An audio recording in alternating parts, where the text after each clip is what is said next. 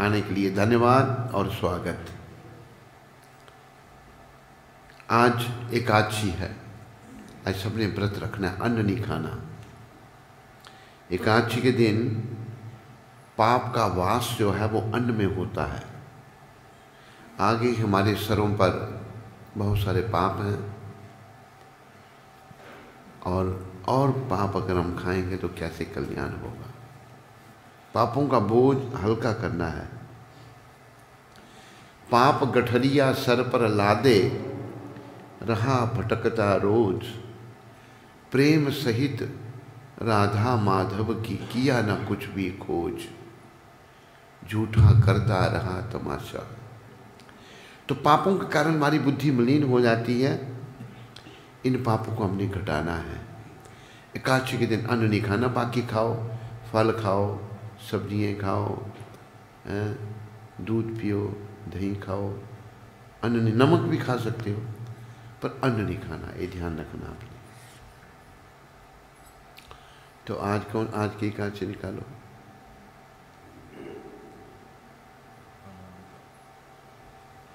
तो आज की एकादशी की कथा पहले आपको सुनाएंगे पढ़कर, और उसके बाद जैसा प्रेरणा होगी वैसा करेंगे।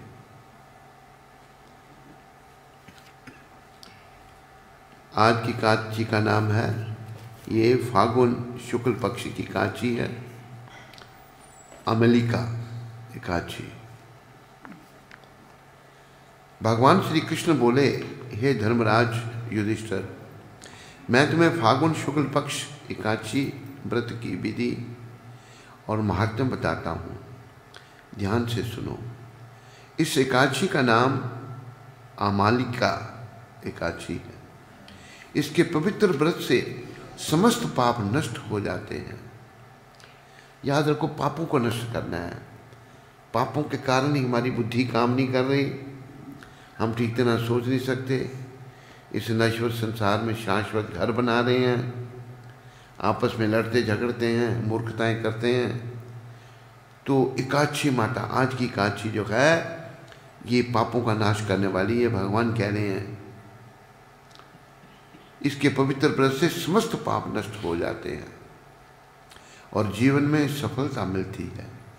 इसका पुण्य 1000 गौदान के फल के बराबर है और अंत समय में विष्णु लोक में स्थान मिलता है। आज की एकादशी करने के बाद विष्णु लोक, वैकुंठ लोक में स्थान मिलेगा। त्रेता युग में एक दिन महान राजा मानधाता ने वशिष्ठ जी से पूछा कि हे द्विज श्रेष्ठ, यदि आपकी मुझ पर कृपा दृष्टि हो तो किसी ऐसे व्रत को बताइए जिसको करने से मेरा कल्याण हो सके। महर्षि वशिष्ठ बोले, आमल की एक महान वृक्ष है, आमला जिसे कहते हैं, जो सब पापों का नाश करने वाला है। भगवान विष्णु के थूकने पर उनके श्रीमुख से चंद्रमा के समान कांतिमान एक बिंदु प्रकट हुआ और वह बिंदु पृथ्वी पर गिरा। उसी से आमले का महान वृक्ष उत्पन्न हुआ। आमला जो है ये भगवान की थूक से उत्पन्न हुआ है। भगवान की थूक भी अति पवित्र है। इसको सभी वृक्षों का आदिभूत वृक्ष कहते हैं। इसी समय भगवान विष्णु जी की नाभि से निकले कमल में से ब्रह्मा जी प्रकट हुए। उन्हीं से इन प्रजाओं की सृष्टि हुई। देवता, दानव, गंधर्व, यक्ष, राक्षस, नाग तथा निर्मल अंतःकरण वाले महर्षियों को ब्रह्मा जी ने जन्म दिया। उनमें से देवता और ऋषि उस स्थान पर आए जहां विष्णु प्रिया आमलकी का वृक्ष था। आमलकी मतलब आंवले के वृक्ष के पास आए सारे। उससे देखकर देवताओं को बड़ा विस्मय हुआ। वे उत्कंठा पूर्वक उस वृक्ष की ओर देखने लगे और सोचने लगे कि पलक्ष आदि वृक्ष तो पूर्व कल्प की ही भांति होते हैं, जो सब के सब हमारे सुपरिचित हैं, किंतु अब तक हमने इस वृक्ष को नहीं देखा था। उन्हें इस प्रकार चिंता करते देख आकाशवाणी हुई, हे महर्षियों, यह सर्वश्रेष्ठ आमलकी का वृक्ष है जो विष्णु को प्रिय है।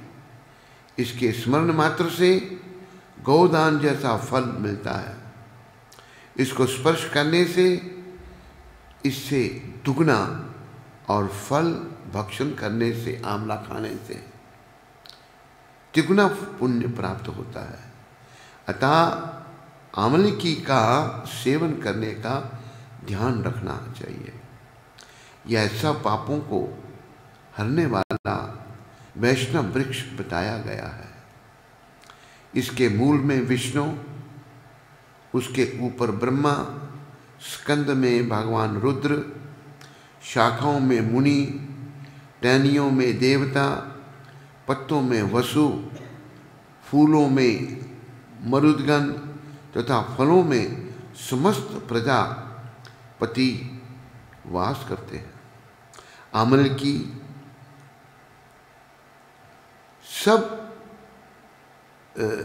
सबदीमयी बताई गई है, सर्वदेवमयी बताई गई है। प्राचीन काल में वैदिश नामक एक सुंदर और श्रेष्ठ नगर था,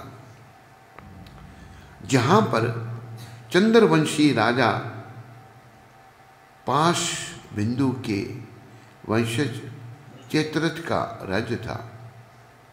वह अत्यंत विद्वान, धर्मात्मा एवं सत्यव्रती और संपन्न था।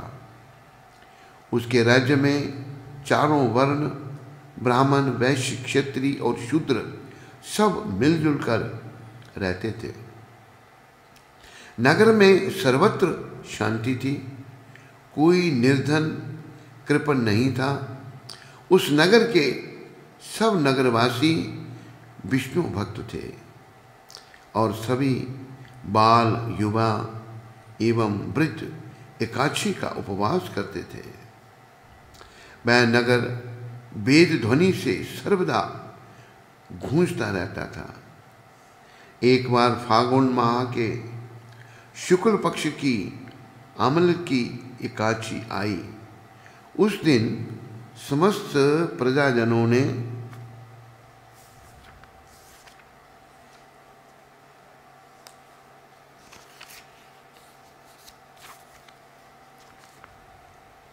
प्रसन्नता पूर्वक इस एकादशी का उपवास किया।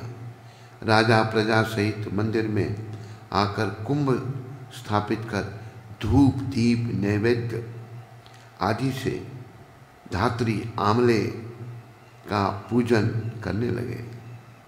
एक धात्री नाम भी आमले का पूजन करने लगे। वे सब देवी की स्तुति करने लगे और बोले, हे धात्री देवी, आप ब्रह्मा से उत्पन्न हो, सब पापों का नाश करने वाली हो, तुमको नमन है। हमारा अर्घ ग्रहण कर हमें कृतार्थ करो। तुम श्री रामचंद्र जी के द्वारा पूजनीय हो, अतः हमारी प्रार्थना स्वीकार कर हमारे समस्त पापों को नष्ट कीजिए। वहाँ पर देव मंदिर में सबने रात्रि जागरण किया। ठीक उसी समय वहाँ एक शिकारी आया जो दुराचारी महापापी था। वह अपने परिवार का पालन करने के लिए जीव हिंसा करता था। उस समय वह अत्यंत बेचैन था और भूख प्यास से व्याकुल था। भोजन प्राप्त होने की आशा लिए वह मंदिर के एक कोने में जा बैठा। अपनी भूख प्यास भूल वहाँ हो रही विष्णु कथा और भजन कीर्तन सुनने में मगन हो सारी रात जागरण में बिता दी। प्रातःकाल होते ही अपने घर चला गया और जाकर भोजन किया। कुछ समय पश्चात ही उसकी मृत्यु हो गई। परंतु आमल की एकादशी में रात्रि जागरण और प्रभु भजन कीर्तन श्रवण के पुण्य प्रभाव से उसका जन्म राजा विदुरथ के यहाँ हुआ। उसका नाम वसुरथ रखा गया। युवा होने पर वह अपने पिता के राज्य का राजा बना। वह चतुरंगिनी सेना का भी प्रधान बन गया तथा धन धान्य से संपन्न होकर 10,000 ग्रामों पर शासन करने लगा।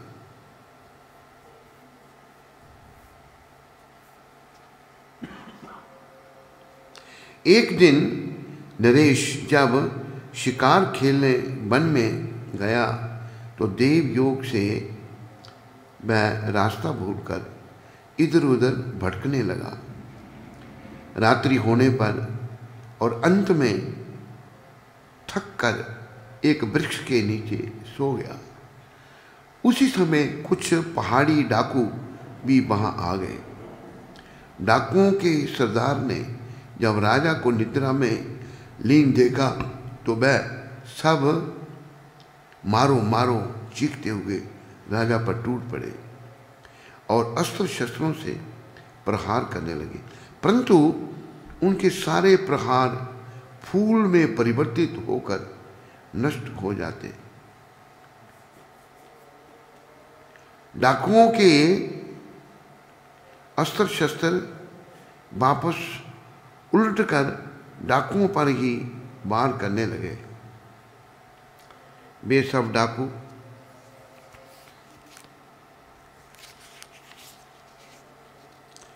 मूर्छित होकर गिर पड़े।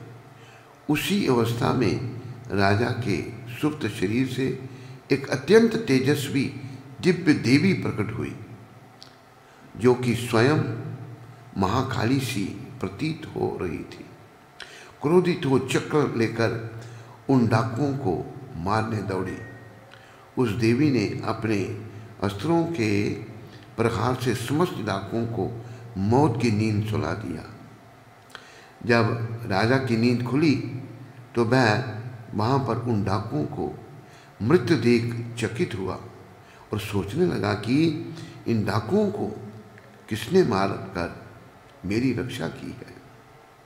जब वह राजा ऐसा विचार कर ही रहा था, तभी आकाशवाणी हुई, हे राजा, इस संसार में विष्णु भगवान के अलावा और कौन रक्षक हो सकता है। स्वयं प्रभु ने तुम्हारी रक्षा की है। आकाशवाणी सुनकर राजा ने भगवान विष्णु को प्रणाम किया और प्रसन्नचित्त हो अपने महल में वापस आकर सुखपूर्वक रहने लगा तथा राजकाज चलाने लगा। महर्षि वशिष्ठ ने कहा, हे नरेश, यह सब आमल की एकादशी के पुण्य प्रभाव से ही संभव हुआ है। फलहार, इसमें आंवले का सागार लेना चाहिए। आंवले से बने पदार्थ एवं दूध, आलू, फल आदि ले सकते हैं। बोलो आमल की काची माता की। तो भगवान का ये प्रयास है कि हम लोग जो आवागमन में पड़े हैं, जन्म मरण के चक्र में पड़े हैं, जो विषयों को भोगने में लगे हैं, हम सब इनका त्याग करके भगवान की शरण में आए, अपने अंदर सोई हुई कृष्ण भक्ति को जागृत करें। मेरे प्यारे हरि भक्तों और माताओं, ये एकादशी हर 15 दिन के बाद एकादशी व्रत होता है और सबको रखना चाहिए इस व्रत को और इसका प्रचार प्रसार करना चाहिए। लोगों को एकादशी के विषय में बताना चाहिए, उनको प्रशिक्षित करना चाहिए। देखो, भक्ति करना उत्तम है, पर प्रचार करना अति उत्तम है। किसी को भक्ति में लगाना जो है ना, इससे भगवान बहुत खुश होते हैं। तो आप सब लोग भक्ति पथ में आगे बढ़ो और जो आपके संपर्क में आए उसको बोलो। महाप्रभु जो कली पावना अवतार हैं, उन्होंने एक शब्द कहे। उन्होंने कहा, अमार आज्ञा गुरु होइया तारो ए देश। तुम जिस देश में हो मेरी आज्ञा से गुरु बन जाओ। भगवान कह रहे हैं। कोई कहे मैं कैसे गुरु बनूं, मैं तो कुछ जानता नहीं। तो भगवान ने कहा, जारे देखा तारे कहो कृष्ण उपदेश। जो मिले उसको कृष्ण के विषय में बताओ, राम के विषय में बताओ, उसको बताओ कृष्ण की शरण में जाओ, कृष्ण भक्ति करो, तो गुरु बनने लायक होगे। गुरु महाराज कहते थे, डोंट गिव योर उपदेश, अपना उपदेश मत करो। जो भगवान ने कहा उसको दोहराओ, उसको दोहराओ तो गुरु बनने लायक। वैसे तो कहा है, वसुदेवम सुतम देव कंस चानूर मर्दनम देवकी परमानंदम कृष्णम वंदे जगत गुरुम। असली गुरु तो कृष्ण है, लेकिन जो कृष्ण का प्रतिनिधि है, जो भगवान के विषय में दूसरों को बताता है, उसको भी गुरु कहा है, पर असली गुरु श्री कृष्ण है। तो आप सब लोग प्रचारक बनो और अपना जीवन भी सफल करो, और जो संपर्क में आए उसका जीवन भी सफल करो। हम सब एक पिता की संतान हैं, हमारे पिता श्री कृष्ण हैं। कहा है ना, भगवान ने गीता में कहा है, सर्व योनिषु कौन्तेय अहम बीज प्रदापिता। सारी योनियों का बीज देने वाला पिता मैं हूं। भगवान के विष्णु रूप की नाभि कमल से ब्रह्मा जी प्रकट हुए, ब्रह्मा जी ने आगे सृष्टि रची, जैसे वर्णन भी हुआ। तो पिता हमारे विष्णु कृष्ण हैं। उन्होंने राम रूप धारण किया, उन्होंने नृसिंह, वराह, कुर्मा, अनेकों अवतार भगवान ने लिए, जीवों के कल्याण के लिए, जीवों के मंगल के लिए। तो दूसरों को भगवान के बारे में कहने से हमारी भक्ति बढ़ेगी, भगवान हम पर प्रसन्न होंगे।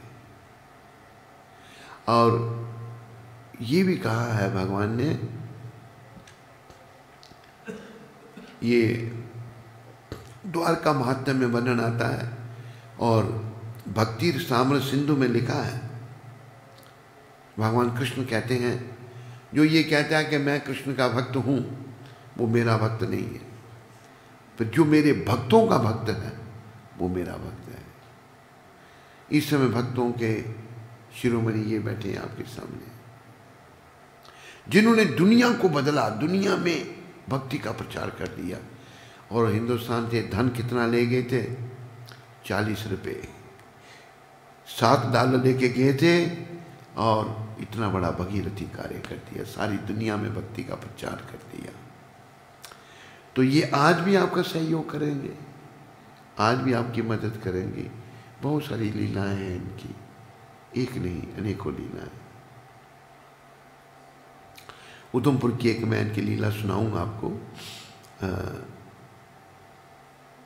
राधाष्टमी थी या जन्माष्टमी, इन दोनों में से एक उत्सव था। तो फूलों की डेकोरेशन वाला जम्मू से आया, जम्मू से या अमृतसर से आया था। तो रात को डेकोरेशन होती है वहाँ पर।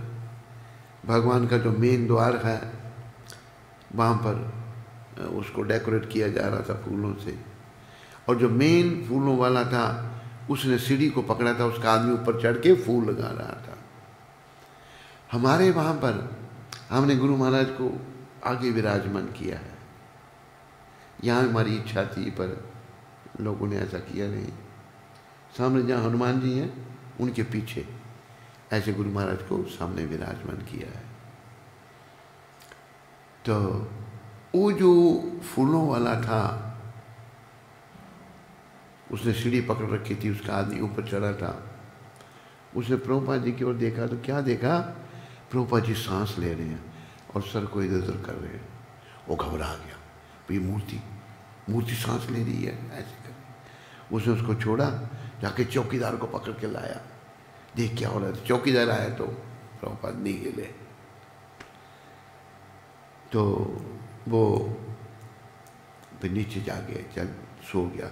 कोई 40 मिनट सोया वो, तो 40 मिनट प्रभुपाद जी उसके सर पर सरहने में बैठे रहे। सुबह जब संजय व्यासदास जो है वो उनको पेमेंट करने लगा, 15,000 की पेमेंट थी, तो उसने 1,000 कम दिया। बोला भी आप 1,000 कम, कहते तेरी भी सेवा थोड़ी लग जाएगी। कहते कोई बात नहीं। कहते मैं यहाँ से बहुत कुछ लेके जा रहा हूँ। संजय ने पूछा क्या लेके जा रहे हो, बताने नहीं। कहते बोला तो बता क्या बात। उसने फिर ये सारी बात संजय को बताई।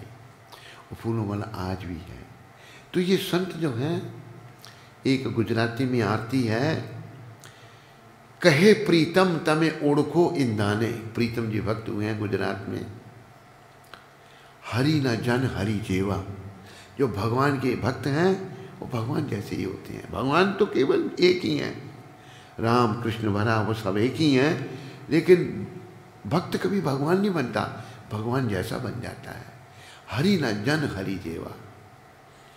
तो ये ऐसे संत हैं जिनका सानिध्य इस दास को प्राप्त हुआ। इनके साथ रहने का इन्होंने मौका दिया। हम तो योग्य नहीं थे, फिर भी बड़ी कृपा इन्होंने की और इनको बड़े नज़दीक से देखा। और इससे पहले और भी साधु संत देखे। श्री से माता जो थी बड़ी भक्त थी, वो साधु संतों की, कोई साधु आए नगर में उनको मिलाती, भोजन कराती, दक्षिणा देती। हमें भी साधु संतों से मिलने का, दर्शन करने का मौका मिलता, लेकिन ऐसे संत नहीं मिले। तो ये संत बड़े विशेष हैं, दुर्लभ हैं। आज भी आप इनके चरणों में प्रार्थना करो, आपकी मदद करेंगे, आपका सहयोग करेंगे। यहीं अमृतसर में एक घटना घटी। वो घटना जो है हमारे इंद्रानूज जी आपको सुनाएंगे, लवली ज्वेलर वाली। देखो यहाँ भी अमृतसर में इनकी कृपा से ही सब कुछ हो रहा है। लवली ज्वेलर की घटना यहाँ आगे आकर सुनो। ये भी घटना यहाँ अमृतसर की है, याद है आपको? नहीं? हाँ, इधर खड़े होकर बता दो। माइक दूसरी माइक नहीं है, कोर्डलेस। चलो बोलो, थोड़ा वॉल्यूम बढ़ा देना। यहाँ एक कटरा दूलो में, अभी कहीं और रहते हैं वो, ग्रीन फील्ड में, लवली ज्वेलर्स। उन्होंने सत्संग रखा था, उन्होंने सत्संग रखा था मेरा। तो मैंने वहाँ जाके कार्यक्रम किया और कीर्तन के उपरांत जय प्रभुपाद कई बार उच्चारण किया। तो उनको बड़ा अच्छा लगा, वो भी साथ में कर रहे थे। और मैंने उनको कहा कि आप मंगल आरती आना। तो अगले दिन मंगल आरती आए। कीर्तन में वो ये समझ लेंगे मेरा नाम ही जय प्रभुपाद है। तो वहाँ जा कर के कीर्तन करने के बाद जब अगले दिन मंगल आरती आए, वहाँ आकर के उन्होंने दर्शन किए प्रभुपाद जी के। और फिर मैंने बताया कि प्रभुपाद जी मेरा नाम नहीं है, ये प्रभुपाद जी हैं और इनकी आप शरण में जाइए, इनकी बड़ी कृपा मिलेगी। तो वो मंगल आरती आए और मंगल आरती में दर्शन किए उन्होंने। और फिर उसके बाद फिर वो चले गए। तो जब वो सोए तब उन्होंने कुछ देखा कि प्रभुपाद जी की आरती चल रही है और जय प्रभुपाद उच्चारण हो रहा है। तो अगले दिन जब वो आए दर्शन आरती में, मंगल आरती में नहीं आए, दर्शन आरती में आए, तो उन्होंने क्या देखा कि बिल्कुल वही सीन जो उन्होंने स्वप्न में देखा था, शिला प्रभुपाद जी की दर्शन आरती हो रही है, बिल्कुल उसी प्रकार से गुरु पूजा में वो देख रहे हैं सारा कुछ, तो बहुत प्रभावित हुए। तो अगले दिन फिर मंगल आरती में आए और मंगल आरती में आ करके वो प्रभुपाद जी के पास बैठ गए और उन्होंने जो है वो जप करना शुरू किया। तो थोड़ी सी नींद लग गई एकदम से, और नींद लग गई तो उन्होंने क्या देखा कि प्रभुपाद जी जो हैं वो उनको कुछ संदेश दे रहे हैं, कुछ बता रहे हैं। समझ में नहीं आई कोई बात। फिर रात्रि में फिर प्रभुपाद जी ने स्वप्न में आए और प्रभुपाद जी कहने लगे कि तुमने अपने गुरु के लिए एक सुच्चे मोती की माला बनाई है, लेकिन वो 103 मनके की है, मेरे लिए 108 मनके की बनाओ। तो उनके कोई तांत्रिक गुरु थे, उनके पास वो जाया करते थे। तो गए वहाँ, कह रहे गुरुजी आपको माला दी थी, दिखाइए ज़रा। जब देखा तो देखा वाकई वो 103 माला की, 103 मनकों की माला, 103 मनके की माला थी। बहुत प्रभावित हुए उन्होंने। फिर 108 मनके की सुच्चे मोती की माला बनाई और प्रभुपाद जी को आके अर्पित किया। फिर प्रभुपाद जी उनको स्वप्न में आए, कहते हैं उन्होंने देखा कि प्रभुपाद चल रहे हैं। उन्होंने कहा कि देखो यहाँ बड़ी मिट्टी, जी फर्श में बड़ी मिट्टी पड़ी है, तुम ऐसा करो यहाँ कुछ टाइल या संगमरमर लगाओ। फिर उन्होंने सारे मंदिर में जो है पूरी टाइल्स वगैरह लगा के दी। और जब उनकी भक्ति बढ़नी शुरू हो गई तो क्या हुआ कि उनके जो तांत्रिक गुरु थे उनको बुरा लगने लगा। उन्होंने उनके कान भरने शुरू, इस्कॉन वाले ऐसे हैं, इस्कॉन वाले वैसे हैं, और बड़ा कुछ उनको किया, कुछ ताबीज़ बांध दिया, पता नहीं क्या किया। और उससे क्या हुआ कि उनकी इच्छा ही नहीं हो आने के मंदिर में, और बड़ी समस्या होनी शुरू हो गई। और फिर उसके बाद उनके गुरु से लड़ाई भी हो गई। गुरु ने उनके काफ़ी कुछ जो है गड़बड़ हो गया उनके जीवन में, बड़े दुखी थे एक दिन। तो एक दिन फिर मिले, मैंने कहा कहाँ चले गए आप तो आया करते थे। कहते हैं बड़ी समस्या हो गई मेरे साथ। मैंने कहा जैसे तैसे आओ, आप प्रभुपाद जी के शरण में आए थे, जैसे तैसे आओ। तो प्रभुपाद जी की शरण में आए, वो सब बिजनेस वगैरह ख़त्म हो गया था। प्रभुपाद जी की शरण में आए और उसके बाद फिर उनका बॉम्बे में बिजनेस चालू हो गया। फिर सब कुछ धीरे धीरे करके ठीक हो गया और उन्होंने जो है फिर प्रभुपाद जी की शरण ली। तो अभी बॉम्बे में शायद रहते हैं, अभी यहाँ उनका घर था। तो देखो कितने प्रत्यक्ष हमारे गुरु महाराज हैं। हाँ बताइए।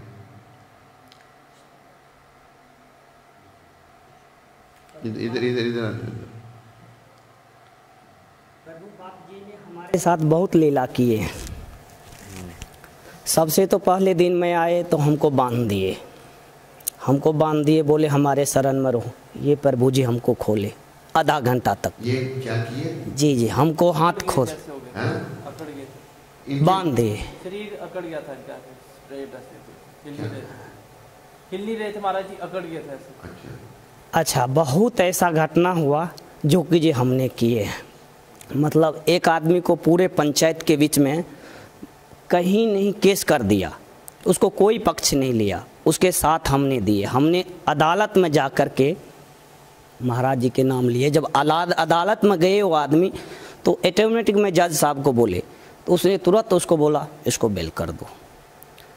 दूसरा नंबर, यहाँ का जो सरपंच था वो 4 दिन पहले खड़ा हुआ था सरपंच से। मैंने प्रभुपाद जी का माला उसको दिए, मैं बोला आपका विजय हो जाएगा, चाहिए कोई बात नहीं। उसके बाद उसने जो है सरपंच से जीता, हमको बोला जो आप आओ यहाँ पर। फिर मैं बोले इस माला को आपने जो है ना नदी में अर्पित करना है। फिर उसने जाके नदी में अर्पित किया माला को। मतलब बहुत ऐसा घटना हुआ हमारे साथ जो कि हर वक्त हमारे साथ है। मतलब हर वक्त ही जहाँ भी जाते हैं, चौकी में भी जाते हैं, फटाक दक का काम हो जाता है, किसी का भी काम लेकर। इतना हमारे साथ है प्रभुपाद जी। श्रीला प्रभुपाद की। तो साक्षात विराजमान है प्रभुपाद, और इनकी शरण आप सब लो, इनके चरणों में प्रार्थना करो, हमें भक्ति दो बस। इनसे और कुछ मत मांगो, इनसे भक्ति मांगो। भक्ति ही जीवन है, भक्ति से ही भगवान मिलेंगे और हमारा आवागमन शरीरों का परिवर्तन छूटेगा। बोलो जगत गुरु श्रीला प्रभुपाद की। कोई प्रश्न किसी को, किसी माता को या किसी भक्त को? रघुपति आज भी ले आया तो उनको नहीं, आज खुद आए। देखा आए कल भी, वो अपनी गाड़ी में थे। अच्छा ठीक है। पर लाए तुम थे। नहीं आए थे, फोन पे बात हो गई थी, कहते कि हस्बैंड मान गए हैं कि वो छोड़ जाएंगे, फिर मैं वापस छोड़ा है। ठीक है, चलो अच्छा, ठीक है, सबका धन्यवाद। स्कंद पुराण में तुलसी देवी की प्रशंसा